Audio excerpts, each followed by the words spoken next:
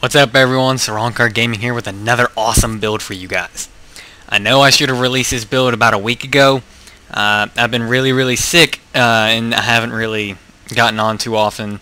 So I'm feeling a little bit better and figured this would be the best time for me to release this build before I get sick again and not really in the mood. So this is the Necromancer build I used for the Necromancer PvP Montage 1. Excuse me. Quick note before we begin: this build will do a ton of damage really fast. But the longer you're in a game, and if you play with the same people multiple times, you'll quickly learn that they are going to focus you a lot. I had a hard time recording for that montage video because I had so many people that would just focus me after the first match. So most of the recording footage was only of match 1, and then I'd have to leave and I have to join another one because I couldn't ever do anything. I'd go in there and everyone would be like, that Necromancer's doing this, and that. Focus her. And so like every time I went around, everyone would swap their targets to me, and I was like, oh god. So it's very overpowered for sure, but it doesn't have a ton of survivability. Well, at least not against 5 people focusing you. And that's not me complaining. I actually didn't mind too badly. It just made for really hard, recurring footage. But I took it more as a compliment because it meant this build was doing so much damage and these people felt so threatened that they would literally stop attacking whoever they were attacking and turn to me. So I liked going in with friends because they would normally distract them while I killed them from the sidelines or anything like that. It's definitely not a run in and just stomp everyone's face. It's kind of it's a bit of a slower kill because it's all done with conditions. But we'll go ahead and get started. I'm going to start with runes this time. I got 6 superior runes of the Nightmare. And the reason for this is, one, I like having the extra condition duration. The 4 plus 6% puts it 40% for me. It's not bad. Actually, I used to have 50%. I was using different runes. I don't remember what it was, though. But I had a lot less condition damage. So I inevitably went full Nightmare. Not to mention, I get a 5% chance to cause fear 1 second. Not bad. Not to mention, for this build, your fear will do damage. So, they get feared, they're getting hurt, you're not. It's awesome. I'll go ahead and go to weapons. I use the Sigil of Superior Earth for both my Scepter and my dagger. Now, you might be wondering, well, Sorankar Gaming, why are you doing that? Why are you using 2? You shouldn't use 2. Go do something else. Why am I listening to you? Well, I'll tell you why. 1, this stacks. I've told so many people this, and they don't believe me. If you don't believe me, try it out, because it stacks. And allow me to rephrase. It doesn't go stacking to like 120%, no. But this gives you 2 chances to inflict bleeding. 2 60% chances. So if I crit them, and the first 60% chance did it, maybe the second percent, and sometimes they'll both do it. Like, sometimes you'll put 2 bleeds on them. It's awesome to have. And I could go with, corruption, that sigil of corruption that increases your condition damage. I could, but I don't need to. This puts a lot of bleed on them, and they're dying really fast. Not to mention, the Scepter ability throws bleeds on by itself. That's awesome, where you have so many bleeds. I feel like a warrior in cloth. And then for my staff, I use the same thing. Now, again, we might go, why? Why are you doing that? Well, truth is, I just didn't want to use any other sigil. I had 3 of them. I used it. You could just swap. My bad. For the corruption one, you could. It'd work probably a little bit better. The staff doesn't throw on a bleed, if I remember right. Check real quick. No, it does not. It only has that 1 bleed, and that's a number 2 ability. The rest of them, these are not. Staff probably isn't the one to have the Superior Earth. I would go corruption. I haven't been on my Necromancer in a little bit, so I haven't really changed it. But that's me. I'm thinking the corruption one would probably be best for the staff. But that's only if you're killing them with your staff too. So yeah, it's up to you. I'm using the Rabbit Amulet. I love this amulet because, like I said, a lot of our some of our bleeds are getting thrown on by crits, and not to mention it gives a bunch of condition damage and armor, which puts me about 2,500 armor and 44% crit chance. Excuse me. And so, without this amulet, if I'd gone with, trying to remember what the other one is, I can't remember off the top of my head. The one, it doesn't give precision, I think it gives, more health, I think. But, that means, and I think our precision drops to like 10%, which isn't fun. Who wants 10% crit chance? I know I don't. My damage comes from bleeds, which comes from crits. At least with these sigils. I want that. You want that. So let's go with Rabbit Amulet, and not talk about it later. In any case, sorry, as sick as I am, I want to be silly. So, okay, skills and traits. Or traits. 30, 20, 0, 0, 20. Someone told me this looked like their fear build. Now, I've never really been one for fear builds, and this may very well be a fear build. Maybe I'm just lost on that and don't know. When I made this build, I was really kind of goofing about and had no idea what I was really doing at the time, but I stuck with the build, and I kept swapping around utilities and trying to figure out what worked well with what, and so I read everything. Like, I went through all of Spy, all of Curses, all of Death Magic, all of Blood Magic, and all of Soul Reaping, and I read through everything, and I kind of like did this whole Venn diagram of shit that I would put together. And this is what I came up with, and it works so well. God, it works so well. Stomps everybody. I've yet to meet a class that can actually take this down. If you guys have been to TapDatMouse's channel, that guy loves dueling my Necromancer because I think every single time he's trying to kill my Necromancer. He has done it, but he puts a ton of effort making sure he can kill me. Takes a long while. And that's he's damn good Guardian. And a lot of condition removal he has as well. So that means I have to stack my conditions so much more on him. And it's generally a very, very good fight. It takes a lot of thought from both of us. We're both trying to think, what's he going to do, what's he going to do, and what abilities he's about to use. And we're both so used to one another that I can sometimes predict what he's about to do, and he predicts what I'm about to do, and he blocks one of my burst condition put-ups. What am I doing? I can't talk. So this build works really well. Engineers are the ones that have a really hard time with this. I don't know why. I think it's because they have so much condition removal, and I think it's the HTH tree, maybe. I don't know. I don't play engineers enough to know, but there's something about engineers that completely counters this build. I don't know how. I wish I did. If someone knows, you need to put it in the comments so I know. Anyway, we'll start. Spite. Signet Mastery. One, it gives you the Signet recharge 20% faster, which is a must for this build. Must. If you don't have this, you're not using the build right. It'll also give you 3 stacks of Might, which really isn't important, but hey, Might's awesome. Cool. Let's have it. Chill of Death. The Spinal Shivers on a foe when they hit 25% health. That's like a quick, do an extra bit of damage real quick, hoping it'll... Not to mention, the Spinal Shivers also puts chill on them, which means they're moving slower. They can't use their abilities for, I think it's 66% slower recharge rate. Not 100% on that, but I'm pretty sure that what that is. I know it puts chill on them. It slows down their skill recharge rate and their speed. Doomfire. And I certainly hope I'm saying that right. You inflict burning when you critically hit an enemy. As I told you before, we're critically hitting people pretty often. So, we're doing burning, we're doing bleeding, we got poison, we got cripple, we got a bunch of stuff thrown on them.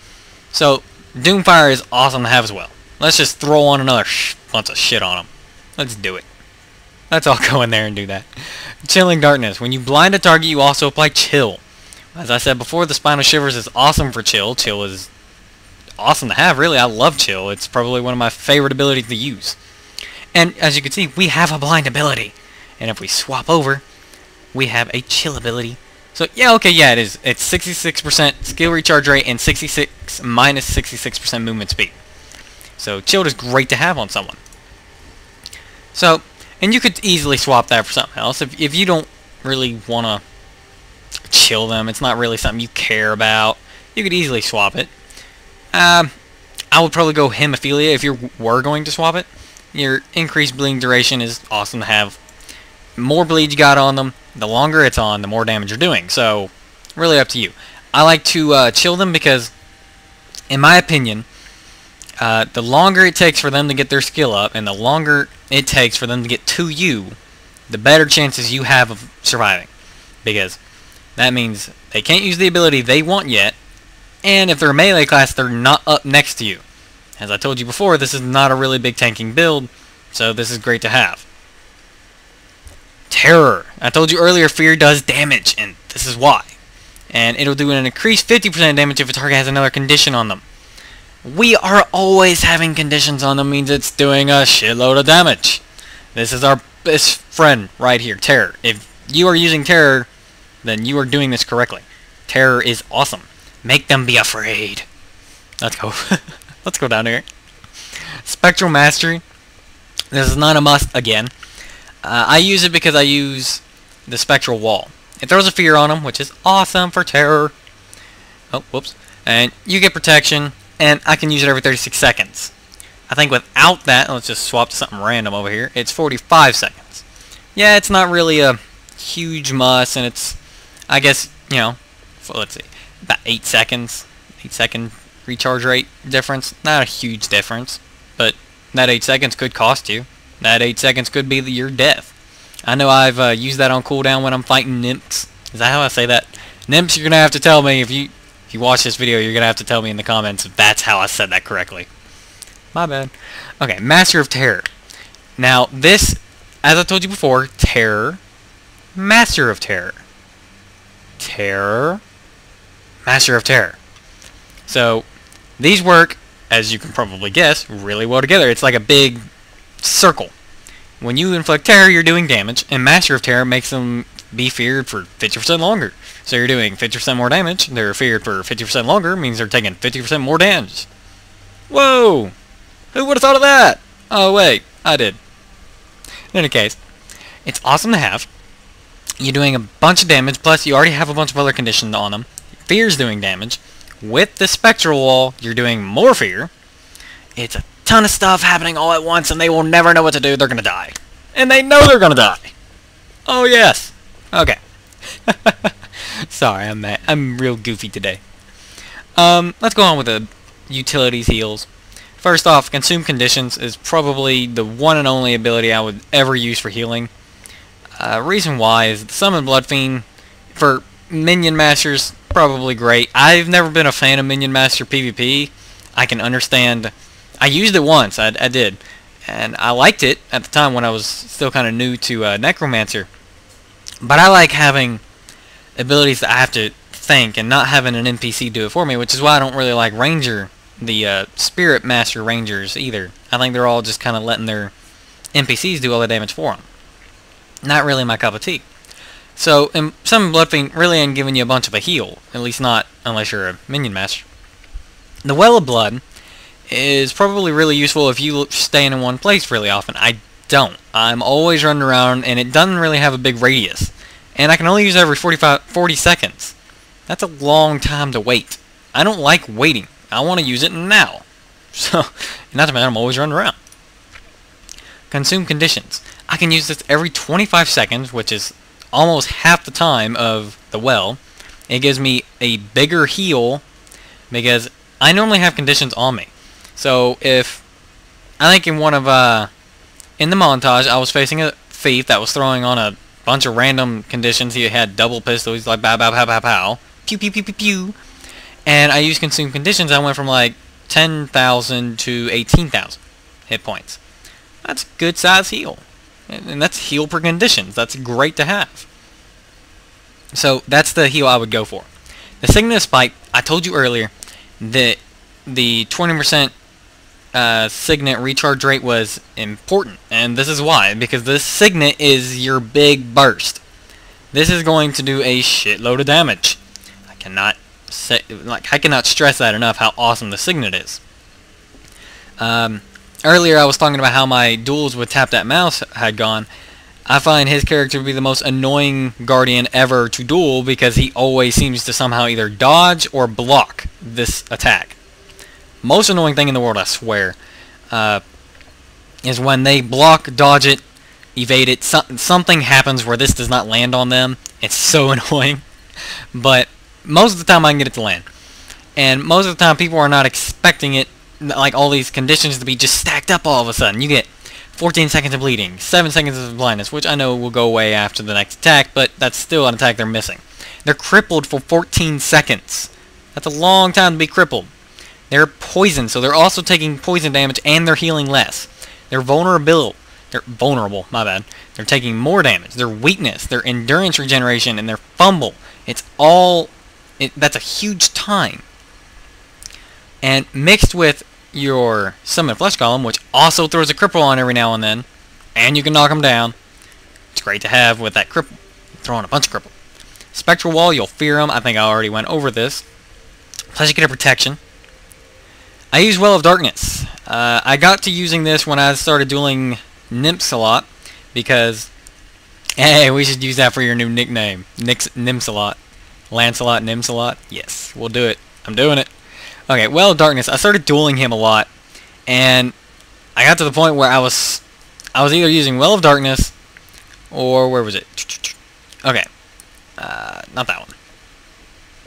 Okay, I was either using Well of Corruption, which was throwing all his boons into conditions, or I was using Well of Darkness. What made me turn to Well of Darkness was he was always right next to me and always doing so much damage, and this blind was just keeping all that damage off me. I was surviving through it all, and I was great to have that, really. Not to mention, he wasn't really taking that much damage for some reason. Don't know why, but Well of Corruption just wasn't working that great for me. This can be swapped really with anything. Spectral Walk, Spectral Grasp, anything you want to use right here is up to you. I use Well of Darkness because I found it to be really useful even in PvE or PvP situations where I was not dueling someone. I was, like in the montage, I run it. I use Epidemic on occasion too, because that's going to throw all your conditions on everybody. So if I go throw on Signet Smite and then I go Epidemic, that's everybody has those. Awesome to have. Means everyone's taking all that damage. I just jumped, and now everyone don't know what the hell to do. It's part of the reason I was focused so much. I can't really give a rotation because the rotation really isn't set. I pretty much just went with whatever came to mind at the time. How to really explain that is, most of my initial burst, let's go ahead and go against the target golem heavy, is generally Signet Spite. I'll throw on the Spectral Wall right in front of them, and you see those little arrows like right there?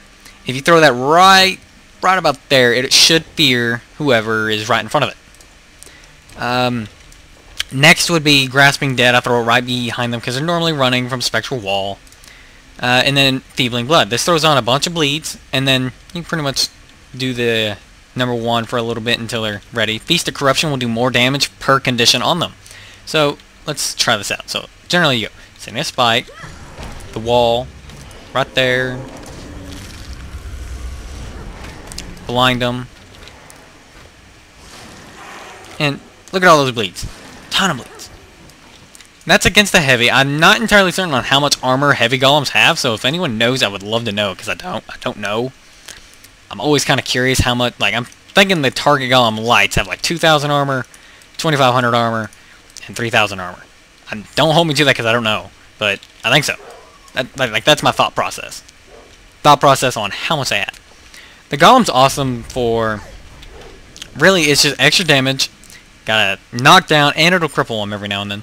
So in 5 seconds, I'm going to show it again against the target medium and against the light at the same time. See if I can. I can't really fear them both. Oh yeah, I did. Awesome. And awesome.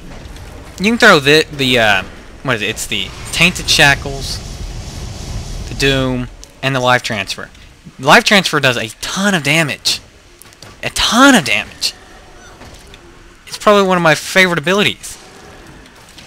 And you see, it just took everything down so fast. If something gets near to you, Will of Darkness them. Who cares? Now they can't hit you. Yada yada yada. Haha. Stupid. Then you can just run off, do whatever you want. If they're coming after you, knock them down. If they're really coming at you, fear them. Spectral Wall. If you really can't get them feared, which you should by now, use your Reaper's Mark. They're going to run into that. Go away. Go away. Get away. Yes, I know I'm being silly. In any case, this build is great for damage. I have not played any other Necromancer build that does so much damage. That's a lot of damage. Can it take a lot of damage? Not really. Really just depends. If you can utilize your fear, your dodges, your chills, your cripples, your knockdowns, you can normally keep them away from you. I mean, I've faced multiple people at the same time and generally been able to survive because I can... Think about it like this. If you have 2 people on you, or maybe sometimes more, but I'm going with the scenario we have 2. We have 2 people on us. One is really like gung-ho after your ass, and the other one, it does, let's say, less damage. What we're going to do is you're going to want to get rid of the guy who's doing the most damage. And I don't mean kill him, because there's no point in that just yet, because he's doing more damage. It means the other guy's just annoying. So fear the guy that's doing the most damage, turn towards the guy that is not doing the most damage, because most of the time if they're not doing the most damage, they're probably easier to kill. Unless they're, you know, full berserker and all they want to do is just rip your face out. Then of course you go after the guy doing the most damage because he's going to die faster. Whoever's going to die faster is the guy you want to go after. So we're going to fear dude, and then you want to pretty much burst down the other guy. Whoever you've chosen as your target, you want to kill him first. And quick. Quick. Shouldn't take too long, because by the time you get your burst up, you can do these fears. I wouldn't use Spectral Wall if you're against 2 people, because that way, see, if I go Doom, fear him for a second, he'll run off somewhere, probably where Golem's at. He'll start running back, and I have to throw this wall. He runs into it, he's feared again while I'm still on the dude that I'm trying to kill. If he gets too close, throw it on the well. I can stay in the well while I'm still killing. I can knock him down after it. Really just...